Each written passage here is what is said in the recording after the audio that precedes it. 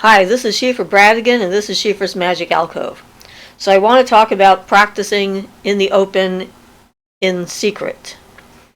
The last live show, one of our subscribers brought up her issues, I'm assuming her, of practicing her craft at home when her parents don't approve.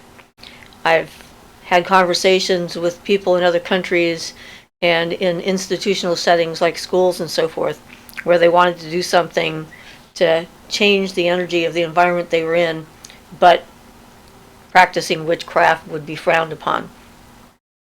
And although I'm not in the broom closet, I understand people who feel they need to be in the broom closet. There's no judgment on my part for that, because everyone has to take care of themselves. Their own safety is paramount. And if you're in a situation where you feel that negative attention is going to be coming your way, if people find out what your beliefs are and what you're doing, or even if just the backlash from, people judging you for what you're doing and so forth, it's perfectly okay to not let anybody know. There's nothing wrong with being completely secretive about your practice. So, in trying to figure out ways, on my drive this morning when I was running errands, I thought about the fact that on my mirror, hanging from my mirror, I have what I see as a group of pentagrams, but was a Christmas decoration and supposed to be a snowflake. But it has 5 points. It's not perfectly flat, it sort of goes up a little bit like that, so it looks a little bit less in that sense like a pentagram. But in my view, these are a series of interlocking pentagrams from little going out to big that I have in my car. And anyone not being a member of my tradition or craft or what have you, seeing it, is probably going to see it's a snowflake. So there's ways of getting the shapes of what you want, like if you want to have pentagrams around you, but people will freak out if they see a pentagram. That's one idea. That works. And as far as symbols and so forth go, another way to approach it would be to have jewelry, like my triquetra ring that I have on my finger here. Most people aren't going to see that. Let's see, I don't know if you can see it or not. Let me get it up closer. Yeah, you can sort of see it. It's basically an interlocking series of, it's the thing that they use on Charmed without the circle around it. And we got these originally for our group when we were trying to develop a cohesive group, and everybody who became initiated into our tradition, whatever we want to call it, got one of these rings, and then that sort of linked us together.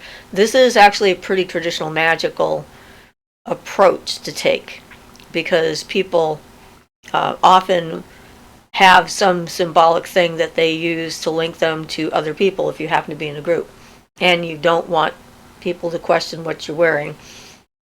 As someone who's been out more than in, it's been funny to see varying reactions to wearing a pentagram out in public. I've had a lot of people ask me if I was Jewish. Apparently they don't know that the Star of David has got 6 points, not 5. So, that's always interesting. It sort of gives you a hint as to where people are at. But jewelry and wearing things that mean something to you is a way of being in your magic in public. So you can actually charge up things that you wear for protection, wear things like, different stones that you've charged up. Like this is my tiger eye that you often see me wearing, because it's pretty much charged up to reflect negative energy away from me and send it back to whoever it's coming from. So I don't get, innocent bystanders. I try to prevent it from going to innocent bystanders when I can. And so, any kind of jewelry, you can magically charge it up for protection or for hiding in plain sight or for energy, for connection with a group or with a being, a spirit, a god or a goddess. Really your imagination is the only thing that can limit you when it comes to that. In the same way with clothing. You can decide that when I wear this outfit, I'm in this frame of mind. When I wear that outfit, I'm in this other frame of mind. You can tune the colors that you wear to what you're trying to do with your energy field and so forth. If you're trying to work on healing or heart energy, you could wear a lot of green or, So try to think outside of the usual box.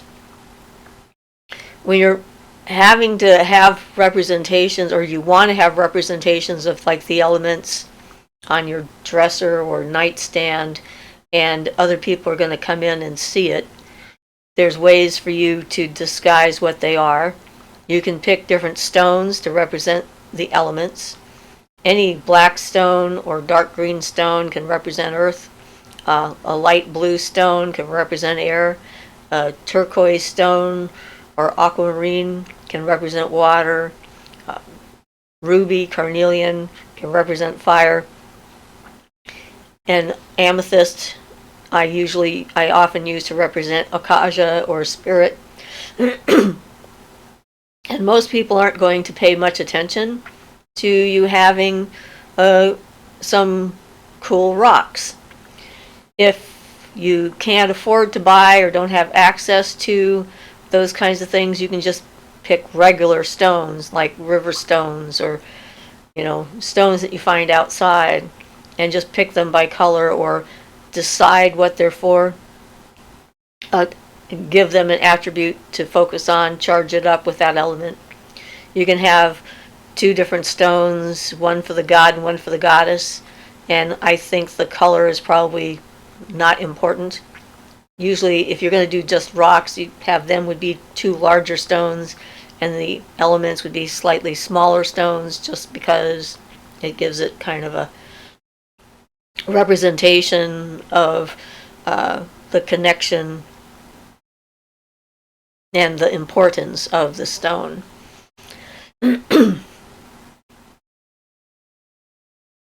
You can also do things like, if you're going to do a little bit more traditional but still subtle, you could do the stone again for earth, or a little container of salt. Salt works really well. You can get, just a salt shaker if you can't do anything else. Although people might wonder why you have salt. I don't know. I have a stone that has a naturally carved out spot in the top that I often use for salt container. Plus I found a small incense container, like one of those little soapstone carving ones that had a little lid on it, that I use for salt. Or some other kind of like jewelry box, those little jewelry containers that people put earrings in. Imagination, just, find it at Salvation Army, Goodwill, secondhand stores, church stores. Don't think about what its original purpose is necessarily for. Think about how you can use it for your purposes. So there's some ideas for earth, or a little bit of dirt. If you have a plant, you can put a plant on your nightstand or your dresser. And the plant can represent the element of earth. Since, it does that. If you're into bonsai trees, you can use one of those. I mean, it's like just about anything out there. So for air, you can have a feather. And bird feathers are not hard to come by. You can often pick them up on a walk when you're walking around a neighborhood, because birds shed feathers pretty readily. I have a collection of dove and crow feathers, and I think some stellar jay feathers that I find in my yard walking around the neighborhood. So you could just, get a collection or a couple of feathers to represent the air if you can't have incense, or if incense is something that you think is too overt, that, like, shout, hey, I'm doing magic, I have incense. So the feathers, a feather fan, a fan by itself because it moves the air, bells. You could have like a little bell, because ringing a bell is an air thing. You can hear the sound, anything that makes a sound, a tone, or whatever, can be used to represent air. So there's, like I said, there's a lot of potential there. You just have to think about what are the properties of the element, and what are some things that are around that could represent that element for you. And as long as it represents it for you, that's all that matters. And it's obscure enough that an average person looking at it isn't going to go like, oh wow. And you could like keep them in separate locations around your room instead of all in one spot, if having them all together would seem a little bit too altar-y. Right? Don't want to be saying you have an altar. So if that's an issue, then there's like, so for fire, obviously candles. A lit candle is an easy representation of fire. But if you can't have candles, we talked about this on the live show, you, I think, can use an electric candle, because the light is representative of the fire force. So anything that creates light can be considered fire. The sun is our main source of light, and it is definitely fire, representative fire. So something like that, or like I said, a red stone.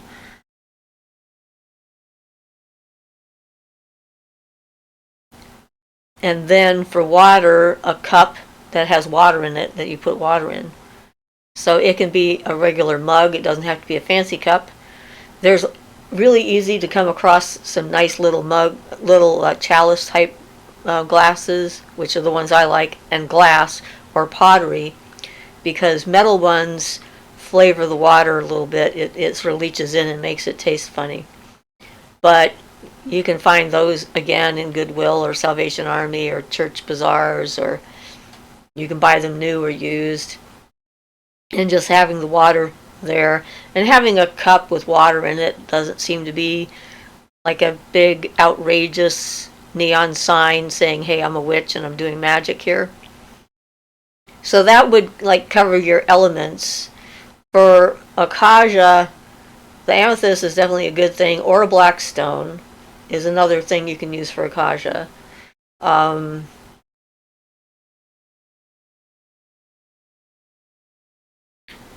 If you have a small cauldron, but that yells witchcraft. Cauldrons. I have found some little bitty cauldrons in secondhand stores. I found this tiny little cauldron about this big. It was cast iron, and it had a pentagram on it and everything.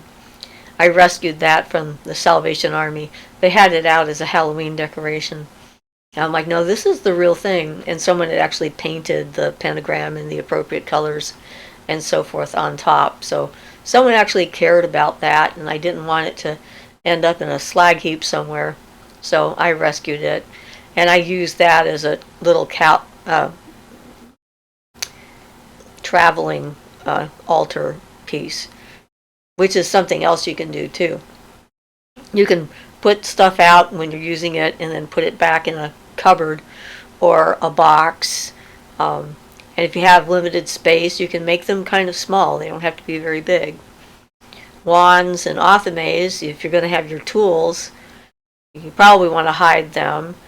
You can use any knife, really, or even, I think my first athame was actually a letter opener. It represents the property of the knife, the idea of extending your energy outward and so forth. And, you know, a nice letter opener, something probably wouldn't be too seriously questioned, so you might be able to get away with that. And you can charge it up like you would an athame, a regular one.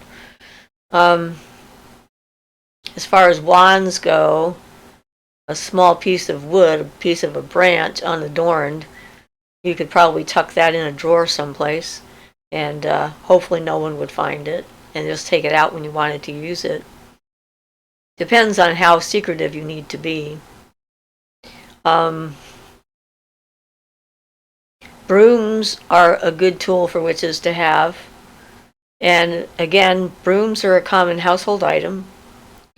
If you're going to have a magic broom, it doesn't matter where the broom comes from. You can make it yourself or buy a broom.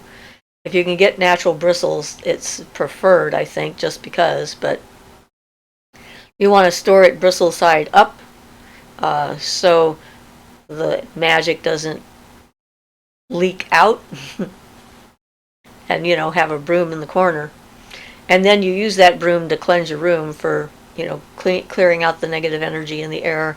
If you're going to use a broom for that, you go around counterclockwise or widdershins, and you visualize sweeping out negative energy, thought forms, other people's impressions, etc., and sweep it out the door and close the door, you know, to get your space, clear your space.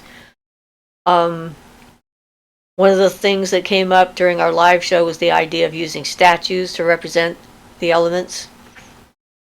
And that seemed to be a pretty popular notion. I think it would work really well, and again, would probably be under the radar for most people who didn't know what was going on. So an angel statue can represent a goddess, whichever one you want it to.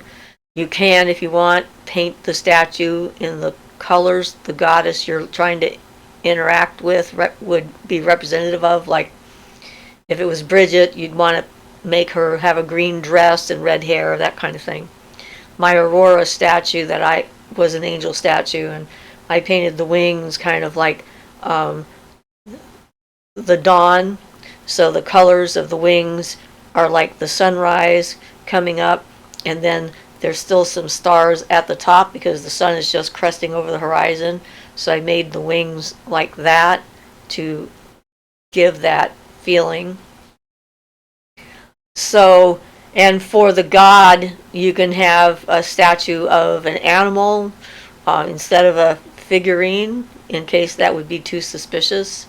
And there's some gods that have animals associated with them, like I have a horse statue for Poseidon because the horse was his creation.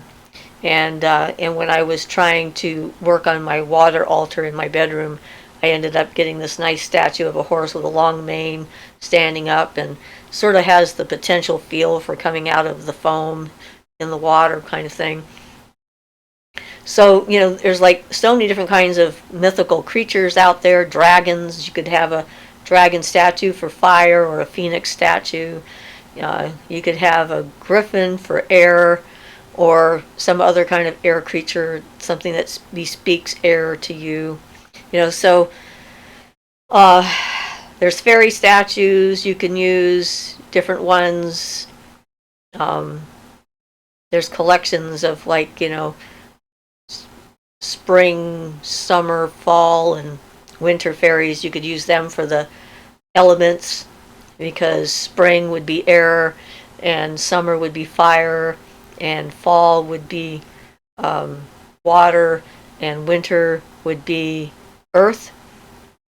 So, you know, remember that the different associations that are out there, you can work with things that represent any part of that association to get back to the core of what you're trying to focus on and what you're trying to do.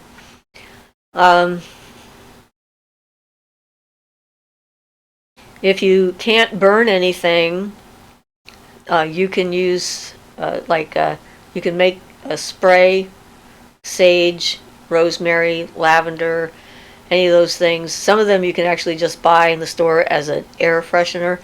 I would want to make sure it was one that didn't have a bunch of chemicals in it.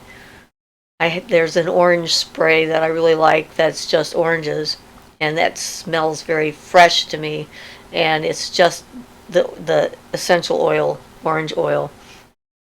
So you don't have to worry about that. And in the kitchen, like in the kitchen cupboard, there's different herbs and spices and things that could represent the different directions. You got to do a little research on that to see what would work, but again, it's going to be what associations you have with that element, as well as some research that you might do. One of the questions that I had from a subscriber is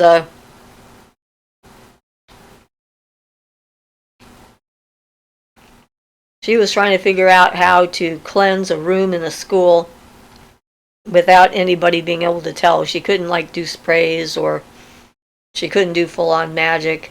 She couldn't do like, sage or sweetgrass or anything. And so I came up with the idea of using a black stone and a white stone. It could either be just a plain black stone and a plain white stone, or it could be like, something like obsidian or black tourmaline or jet or smoky quartz for the black, and selenite or white quartz or something like that for the white, bring the energy in, or even an amethyst to bring in positive spirit energy. And so my suggestion for her, since she couldn't even use like a broom because there'd be too many people around, they would wonder what she was doing, I suggested that as a possibility, that she sweep around the room counterclockwise and shove it out the door kind of thing.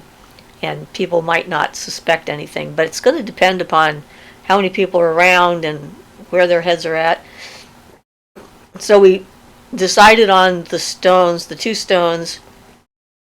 So I figured she should have the black stone in her left pocket and the white stone in her right pocket. And then when she was trying to clear the energy out of the room, she could put her hand in her left pocket around the black stone and go counterclockwise, thinking about absorbing and taking into the stone any negative energy that was in the room, and then change hands and put her right hand in her right pocket around the white stone, and then go clockwise and focus on bringing in light energy and positive energy to fill the room so there wasn't a vacuum, because you want to make sure that you're not taking all the stuff out but then not putting anything you want back. And then take that black stone outside of the school, and she could, put it on the ground under a tree or next to the outside wall of the room she was trying to keep clear, and program it to continue to draw any negative energy that might come in. If there was a place to hide it in a corner, like in the bottom of a closet, in a corner of the room or something like that, you could do that way. So there's like a lot of different methods for doing this, and it isn't, like I said, anybody's business what you're up to or what you're doing with what you have. I like the bracelets that I use for when I'm shopping, and to help control my energy, keep me clear, keep other people's energy out, especially as an empath, which is very confusing sometimes, especially when you're younger and you don't have quite a handle on how to control those abilities. So you could have an ornament, a hair ornament that you use for protection or for magical purposes. I mean, there's you don't have to have traditional statues to represent the deities and traditional items to represent the elements, because everything's out there. I mean, you could even do like an acorn for the earth. Just a single acorn would be enough of a representation of earth. So you just think outside the box. And another idea, of course, is to have like the hidden altar items in a box. And if you have privacy, you can take them out of the box when you need to use them. And then you can have more overt items in the box, unless you're worried someone's going to find the box and look at it. But that's a way of keeping your stuff contained and not in full view of people who are going to look at it and think, what are they doing with this? Why is this out here? Or why are they collecting this? And whatnot. So you can, if you can put it in a box and then put it under your bed or in a cupboard or in the top of the closet. And then when you're ready to do some magic and practice and stuff like that, you can bring it out and use it.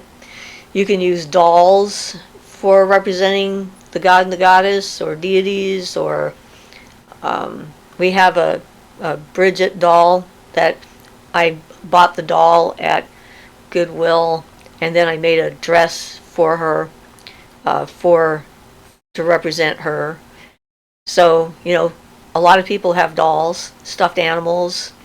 You could use stuffed animals for the elements too. You could figure out, like an elephant is really obviously earthy. A little statue of an elephant would be pretty innocuous, and a bird statue for the air, and a little sun disk or something like that. They have a lot of those available for people buy them. Sometimes they have a sun and a moon on them, that kind of thing. And you could have that hanging on your wall, like a little decoration to represent the south fire element. And yeah, so use your imagination. That's one of the things that magic is about, and the craft is about, is accessing that childlike wonder and awe in you and being able to put that out there in the world and let your imagination work. So yeah, I'm sure there's other things that as a group we could maybe come up with, and hopefully if you're watching this video and you're thinking of one, you can put it in the comments, because I know that there are lots of people out there who are trying to figure this out. And just because I don't need to figure it out for me because I'm overt, I just decided there's no point in hiding. It doesn't work for me. I can't seem to accomplish that. But other people have different issues, and it's important for everybody to be able to be met where they're at, whatever level of comfort that you have expressing yourself or allowing other people to know what you're doing is okay. Like, we all go through these different levels. Just like if somebody is trans or gay or what have you, I would never say you have to come out of the closet in order to, be a complete person. If you're in a household that would be dangerous to your well-being, emotional, spiritual, physical, doesn't matter, any of that stuff.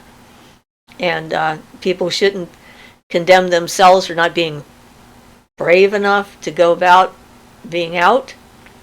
So that's my advice, for what it's worth. And, let your creativity run wild. One of the things that I've done is make masks for certain rituals, which is kind of fun to do. And one of the ways to pull in energy into your body is by wearing a mask and letting yourself feel like someone different and allowing that force to come forward and that kind of thing. So there's another idea.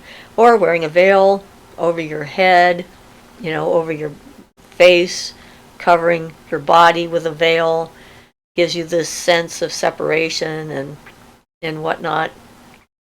Yeah, there's a lot of different things you can do that other people might not notice was witchy. At some point, though, probably people will be able to tell. When I went up to Salem with my tree piece for the art fair, I guess the state fair, the art section of the state fair, I looked, when we were at lunch, I went into the bathroom and I looked at what I was wearing, the jewelry that I had on, and just the way I was dressed, and I thought, yep, I definitely look like a witch. Seems like there would be very little doubt that that's what was going on. So, yeah. But it's a good thing I'm not trying to hide it, so I don't have to worry about that. It can come in handy scaring people, certain people away from you, so that's not necessarily a bad thing. So whatever you come up with is okay, but just think about when you're learning, if you can't have the tools. Another thing we talked about was doing ritual on the mental plane in your imagination, and that is certainly something that you can do when they think you're in bed asleep.